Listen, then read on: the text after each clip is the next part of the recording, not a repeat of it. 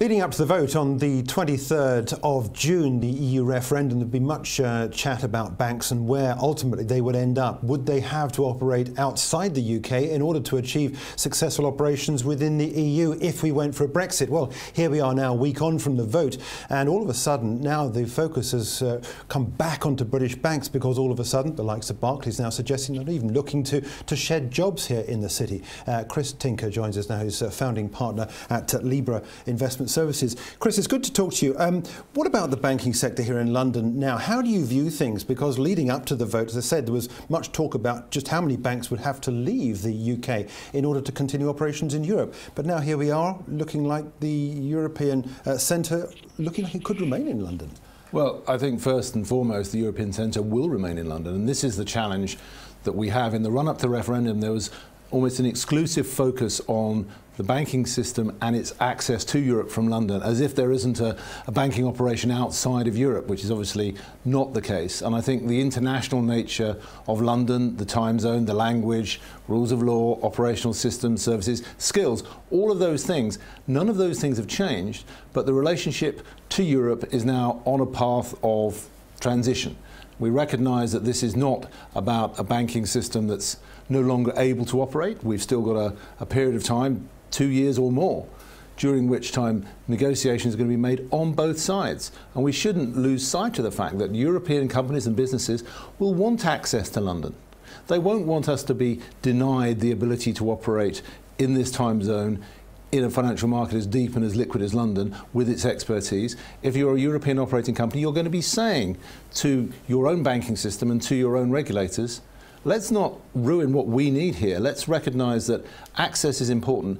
There are going to be areas of focus, but nothing like the singular focus on only downside risk we saw in the run-up to the referendum. But one of the threats there was here for the banking sector leading up to the referendum was that if you do vote to go, you will lose all protection that within the European Union. You will lose the operations there because there will be this problem with passporting. You won't get that. Is that no longer the case? I mean, what's changed? Well, I think a little knowledge has been a dangerous thing in this regard. I mean, the rules around passporting combined with the migration to MIFID II regulations by the beginning of 2018, you know, it was nearly 4 months ago that we realised, only 4 months ago, that we realised that MIFID II was actually going to be starting in 2018 rather than 2017. But what that does mean is that even if we invoke Article 50, we will still be operating within the EU when MIFID II regulations come into play, and most of the passporting relating issues are covered by MIFID. So what's likely to happen is, even if we leave the EU under third-party country arrangements with the EU, there is no ability to discriminate against a third-party country. There will be areas which the ECB will want to focus on, and make sure that their rules are met. But these are areas of concern. I mean, euro-dollar clearing, for example, euro clearing being brought back onto continental Europe. We're currently in sort of a legal discussion with the Germans and the French, who have been trying to bring euro clearing back into euro area countries and haven't been allowed to. We've still got the euro clearing in London. But these things are going to be changing anyway, potentially. So this isn't as if we've gone down a different, an unknown route. So I think what the banks are realistically saying is, yes, there's a risk. We may need to relocate. Should the rules change to the point where we can't operate, we will relocate. But the clear message, I think, from the banks is we do not want to relocate.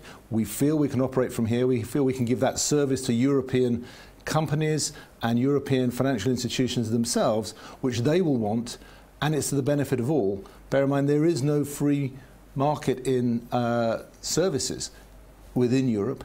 Free trade, but not free services. So there isn't an agreement that we're going to be unbinding from.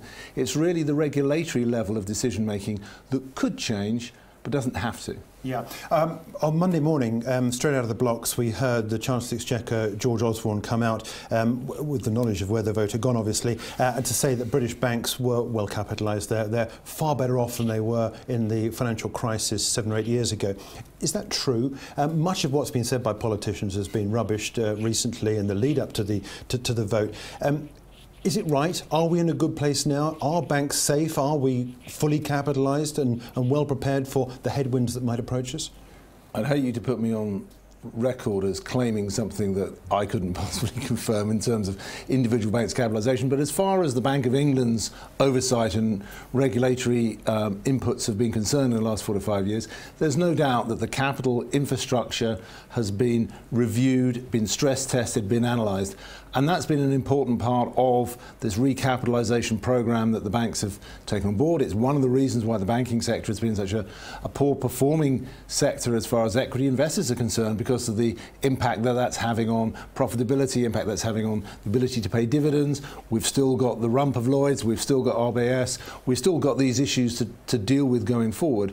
But the nature of the risk positioning, the nature of the exposure that the UK banks have taken has changed out of all recognition in the last 7 or 8 years. So although it's a risk that politicians always like to fight the last battle, there's no doubt that from a regulatory capital point of view and a risk position, just have a look at Basel III regulations, the UK banks are well positioned to survive risk and uncertainty in financial markets.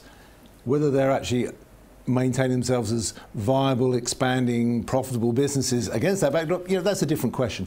But in terms of operational ability, I don't think that there's any comparison between the pre-2008 era and where we are today, where the Bank of England's supervision is very, very strong. Yeah, one final question has to be about the Bank of England. Mark Carney, they're talking about they will release whatever money is necessary towards the banks to keep liquidity going. Do you see that scenario coming about? I mean, no one knows exactly how fierce the headwinds are coming to the British shores for whatever reason, be it China or this breakup of the EU. From our perspective, do you see that money will have to be drawn from the Bank of England to support the banking sector? Would you not be surprised if that was the case?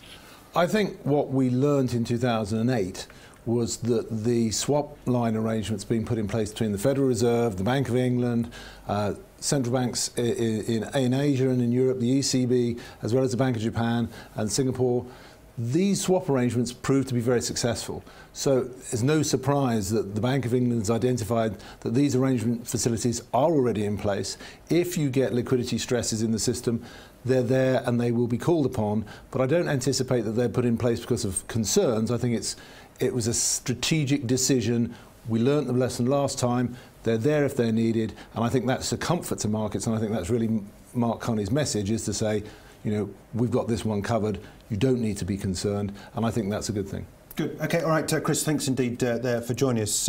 Chris Tinker is a founding partner of Libra Investment Services.